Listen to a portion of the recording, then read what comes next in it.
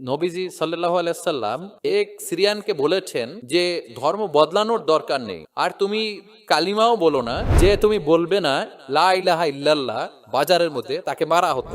এমন কি কোনো রকম ছাড় দেয়া আছে? যদি কেউ ইসলাম পালন করতে চায়, ৫ ওয়াক্ত নামাজ পড়লাম, ধর্ম মানলাম, এরপর আমরা অন্য সময় কি বলতে পারি যে আনাল হক? আনাল হক নিজেকে আল্লাহ দাবি করা এটা শিরক, এটা তাওহীদের বিরুদ্ধে যায়। এটা বলতে পারেন না যে আপনি তাওহীদও মানেন আবার একাধিক ঈশ্বরে বিশ্বাস করেন। আপনি তাওহীদ মানেন আবার বলছেন আমি আল্লাহ।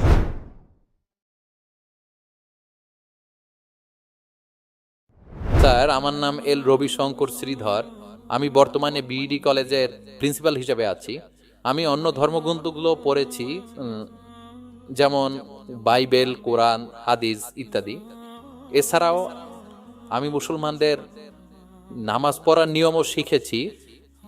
স্যার, একটা হাদিস বলা আছে, নবীজি সাল্লাল্লাহু আলাইহি সাল্লাম এক সিরিয়ানকে বলেছেন যে ধর্ম বদলানোর দরকার নেই, আর তুমি কালিমাও বলো না, তখন প্রয়োজন ছিল।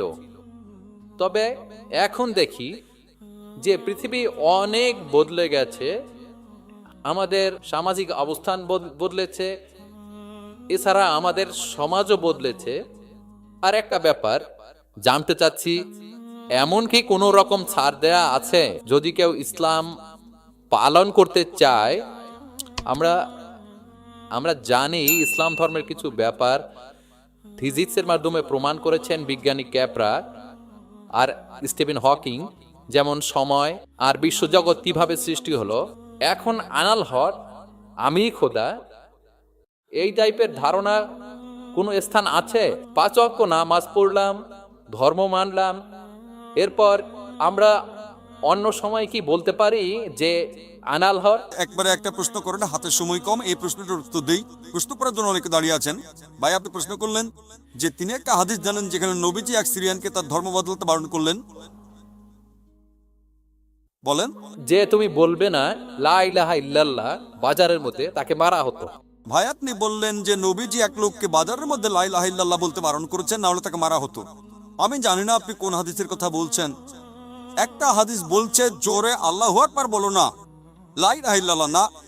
এটা বলা হয়েছিল কারণ যুদ্ধের সময় তা লুকিয়ে আছে আর শত্রু আসছে, তখন জোরে আল্লাহু আকবার বলো না, কারণ তাহলে ছোটরা টের পেয়ে যাবে। বাজারের মধ্যে না, যুদ্ধের ময়দানে। আরেকটা হাদিস বলছে জোরে বলো যাতে অন্যান্য মুসলিমরা উৎসাহিত হয়, তাই পরিস্থিতির উপর নির্ভর করে।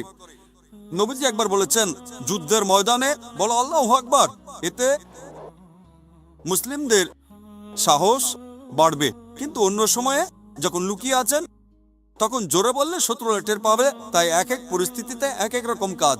আপনার প্রশ্নে আসি, ইসলামের পাশাপাশি অন্যান্য জিনিস মানা যাবে কিনা, যেমন সক্রেটিস বা অন্য কারো কথা বা কোনো বিজ্ঞানীর কথা।